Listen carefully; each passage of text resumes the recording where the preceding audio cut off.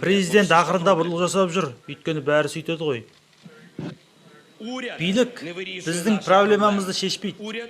Биліктің өзі біздің проблема.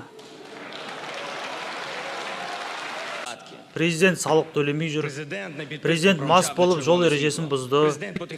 Президент ақырында бұрлық жасап жүр, өйткені бәрі сөйтеді ғой. Әрқайсымыз күн көрсіз деп қаңғып кеттік.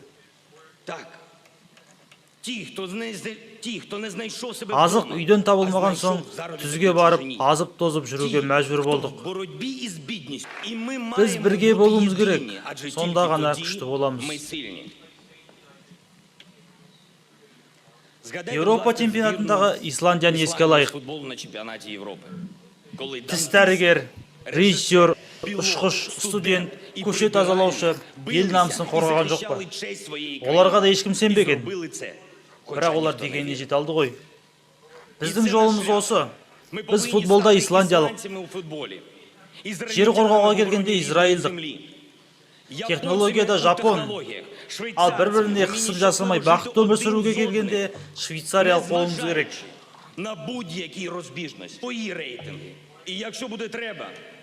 Керек болса мен тағымнан да айырылуға дайынмын. Тек бейбітшілік орнаса екен. Бірақ жерімізді сақтап қалуымыз керек. Ешқашан жерден айырылуға болмайды.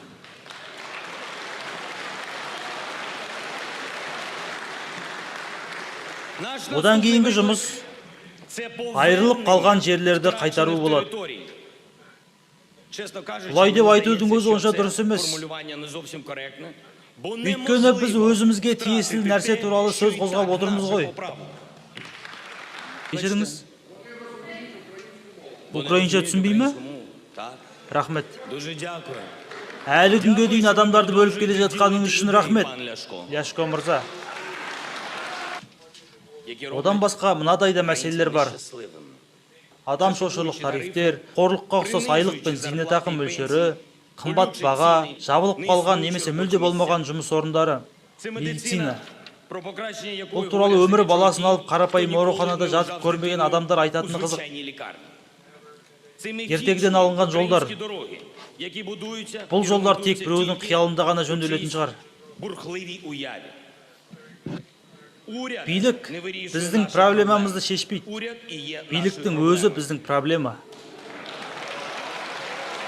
Біздің қолымыздан не келеді дейтін билікті мен түсінбеймін.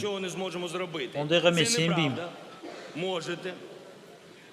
Басқасы келмесе де қолдарыңызда мына нәрсе келеді. Былай қылыңыздар.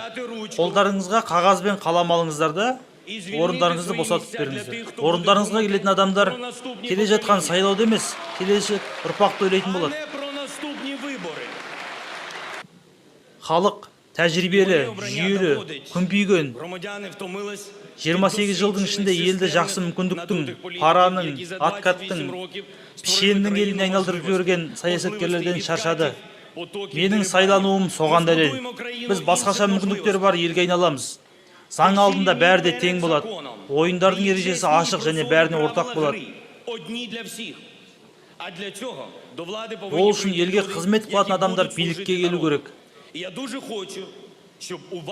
Менің суретімді кабинеттеріңізге ілмеулеріңізді өтініп сұраймын. Портретімді ілмеңіздер. Президент деген әулие емес. Президент деген пұт емес. Президент деген портрет емес. Енді алдағы 5 жылда сіздер, украиналықтар, жыламас үшін мен бәрін де істеймін. Рахмет.